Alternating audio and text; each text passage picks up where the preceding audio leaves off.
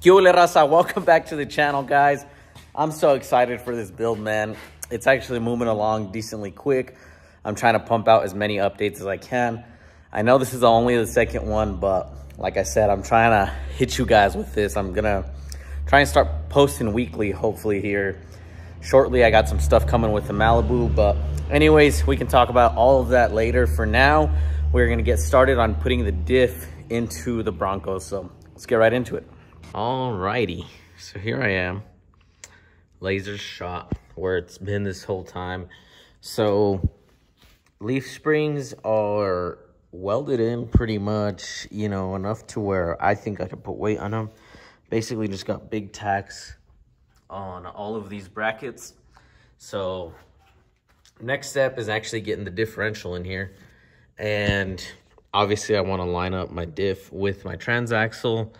And these are always offset to one side. As we can see here, this green line, our laser, is center of the chassis, and the transaxle is not center of the chassis. So we got to see how much over this is. That way we can mark it, and then we can scoot our diff over to that much. That way they're both directly in line with each other. Now to do this, guess what we're going to be using? A Plum Bob. So I am going to put this Plum Bob right in the center of the transaxle or transfer case. Marker's trash, son of a bitch. I'm gonna have to go get another marker, but you guys get the point. We drop the Plum Bob, then we measure from our center line that's marked here to our new Plum Bob. And let's just get a rough guesstimation here. We're looking at about 1.25 inches. So what I'll do is I'll mark 1.25 inches to the right of every single one of my center lines. I'll shoot the laser on that line, and that's where our diff has to land.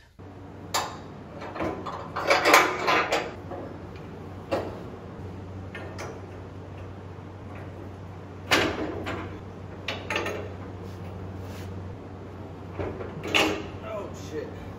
All right, folks.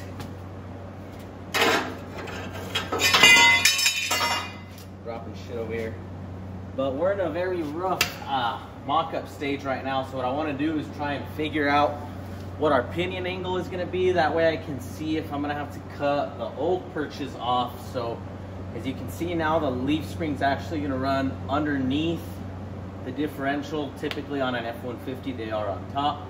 We flipped them. These perches that are underneath right now, I actually cut them off the old diff. We had to swap it out because it was out of a wreck truck. This chassis we're using was a total truck, and the diff was bent to shit. So we had to buy a whole new housing, and I just decided to cut the old perches off of it because the ones they sell are always a little bit different, a little bit taller. I just thought I'll just use the Ford ones because they don't sell them. If they would have sold them, I would have bought them, but I cut them out. But for now,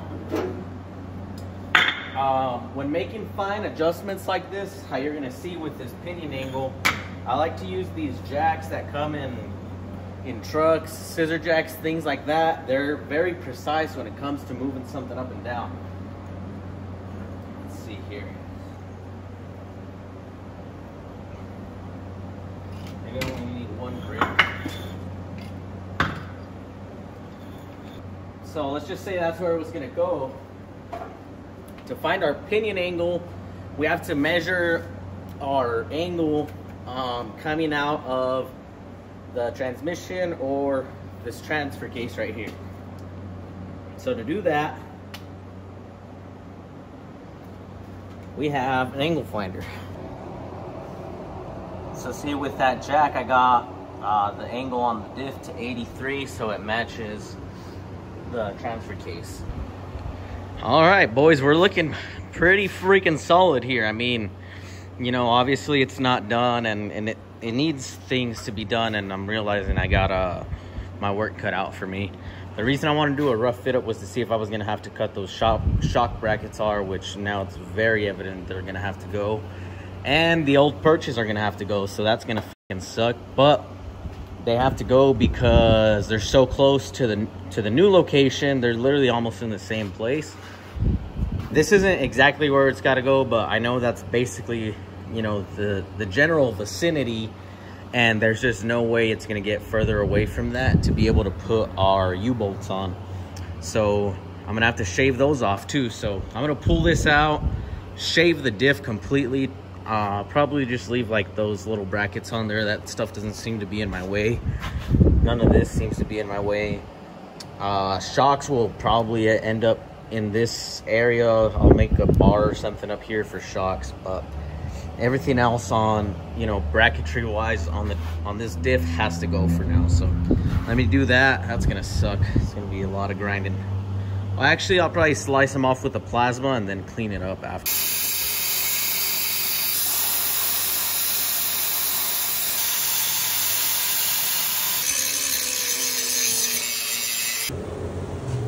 Okie dokie, folks, we got our axle tubes fully cleaned up. You can see the axle perches that I cut off of the old diff pretty much set up there. I have my pinion angle set up. I gotta shoot my laser though so I can see where the center section is gonna go. So let me put that in real quick. I have it marked. So like you guys saw earlier, I dropped the Plum Bob, measured to the right because that's how far over the transfer case shoots out. So I marked that on my center line on all of these sections of tape. See, 1.25 inches to the right, 1.25 inches to the right, same thing up front. So I got to shoot a laser and then we got to land that sucker right here, and that's where the diff will go.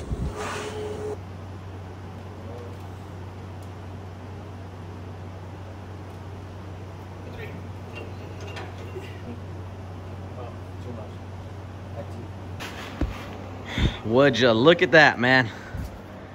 We really got a suspension, man. Holy shit. This is looks pretty good. Looks cool to finally see it like this.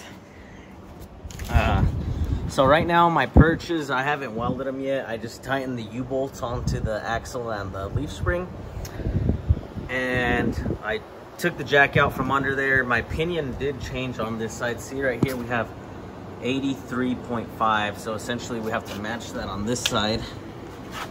We have 84.5, so we're off a degree. I did have this at 83 point something, but somewhere at some point it changed, probably when I was bolting down these U-bolts and I didn't even realize it. But I haven't welded the perches on, so it's not really a big deal. Doesn't have shocks, but I really still want to let the weight down on it. I don't even know what leaf springs do when you put weight on them. I don't know if it has to have shocks. Hopefully it doesn't just fucking collapse on me, but I'm gonna try putting some weight on it and just see what happens. I want to see this thing as a roller. I think the leaf spring should hold it up quite a bit, so let's bring it down and see what it looks like. Put the Bronco on it. I want to see, you know, how wheel fitment, all that stuff looks like. So I'll have to lower this thing real quick. That way we can all check it out. And if everything checks out, all I really got to do is change this pinion angle. Oh, the other thing I want to see is, you know, how much the pinion angle is going to change from where we are now. I'm going to make sure it doesn't move in the perches. But once there's weight on it, I want to see if the pinion angle is going to change. That way I can adjust for that whenever I actually set it for the final time.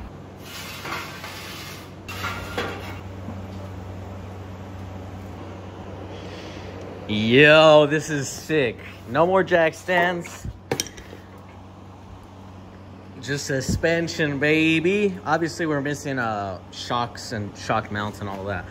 I've been looking at a bunch of companies and doing some research. Hella people make like F-150 kits. They even make one that bolts into here that doesn't require any welding, but I don't need that because I know how to weld. So I forgot. I think I saw one by Twisted Performance or something like that. They got the nicest looking one, and it's fucking cheaper than everybody else's too. So I think I'm gonna go with them. It's like 600 bucks with Viking shocks.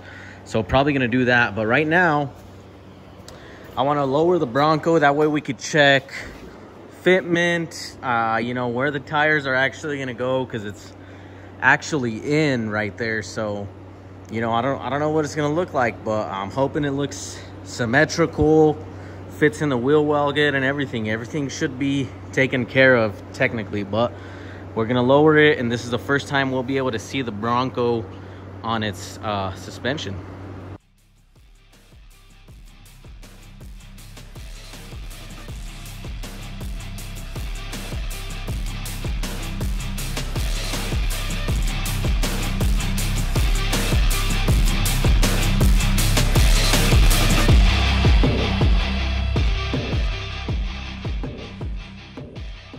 Damn, son, this thing looks sick, yo. There it is on, I don't know if I should leave the suspension like this for, you know, longer than, I don't know. But, I mean, it's on all fours. It's on the leaf springs. Obviously, we don't have shocks. So, like I said, I don't know how long I should leave this suspension this way. But, this thing is looking slick. I don't know if I've ever shown this on camera, but that's that cut. Oh, yeah, I think I don't know if I showed it or not. But that cut is looking slick. Man, this whole thing is just looking super nice now. That's it right there. I mean, the wheel fits good. Oh, you know what I haven't checked? Haven't checked the other side to check and see if the, you know, how much the wheel sticks out. But should be very similar, I hope. Oh, no. Look at that, it's a little in. We're gonna have to figure this out right here. I don't like that. They're different wheels too. I don't know if that has to do with it. And also this wheel is like bent or some shit because it doesn't go on the lug nuts very well. So that's why it looks super cambered, because it's probably, I couldn't get these lug nuts on it all the way. Yeah, there's gaps and shit in there. So it's not on right, but I don't like that it doesn't seem to stick out like this one does. Oh, man. That might be an issue. But this seems to be a bigger tire. Huh, maybe I'll see. This is 275, 65, 18. This looks like a spare, but...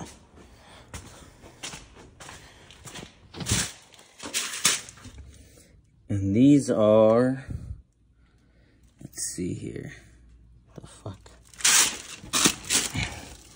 Oh, well, yeah, these are 255 70s. This is a 265, so it's also taller. This is a 275 65.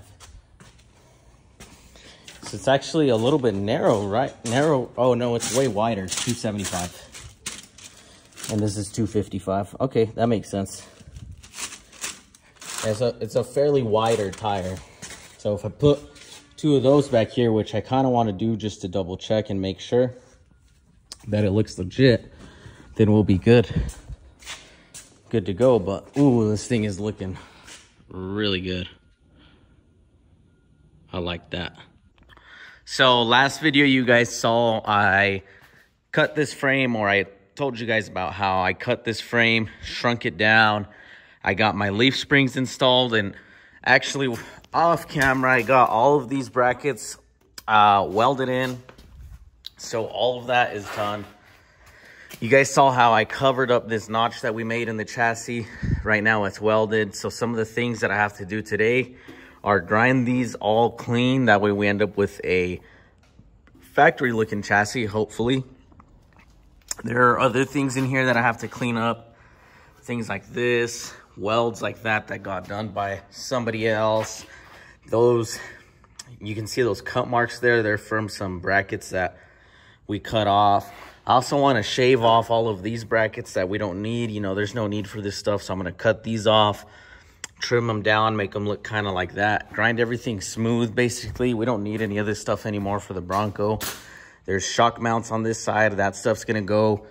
And hopefully my shock relocation stuff shows up soon. That way I can install it in this video as well.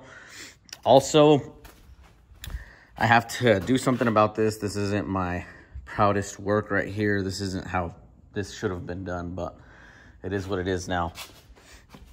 Then we got to actually fully weld our chassis up here. So you can see it's just slid in there, and then I got to weld all the way around that. Just like this side, that's the factoring one. I also want to make a nice little cutout for this right here. Let's see. So, you know, I want to box this nice and make it look better. So whenever we slid this chassis in, it was hitting this transfer case right here. So we notched this out to clear it, but now we got to make, you know, something that doesn't look like it was just plasma cut yesterday.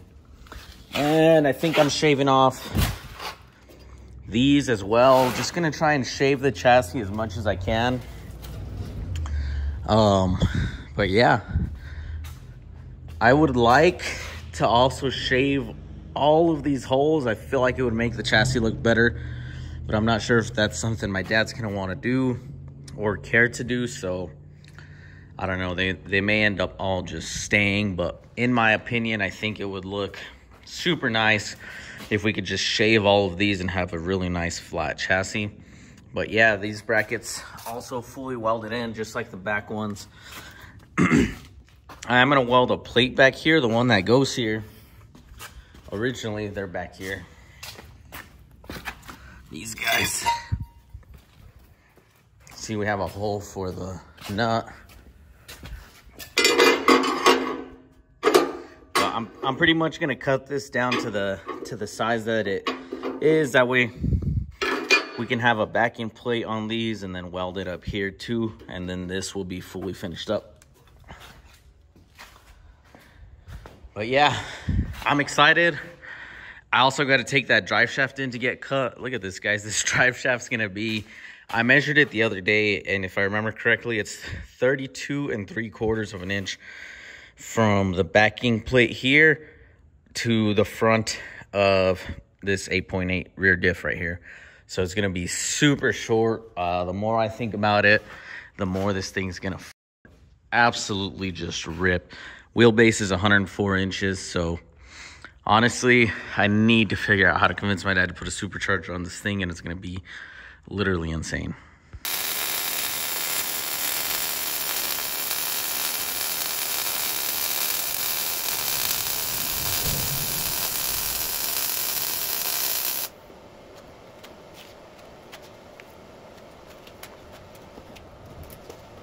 Alrighty, so as you can see there, the frame is fully welded. Look, this is right here. If you guys remember when I moved it, this is when I had to move it back because it was off square. That was the first weld.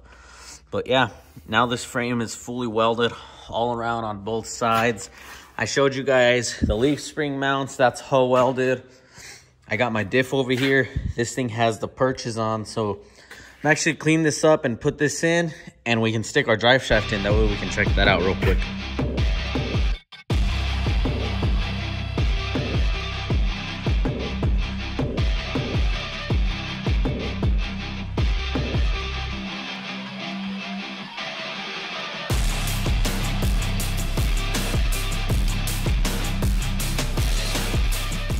All right, so I got the diff in there. Got the drive shaft in there. That thing's freaking tiny. It looks way smaller in person. I don't know why it looks like a regular drive shaft on the camera. But anyways, that's going to do it for this one, guys. Next time we'll be putting shocks in this thing. Thank you all for watching. Se la lavan.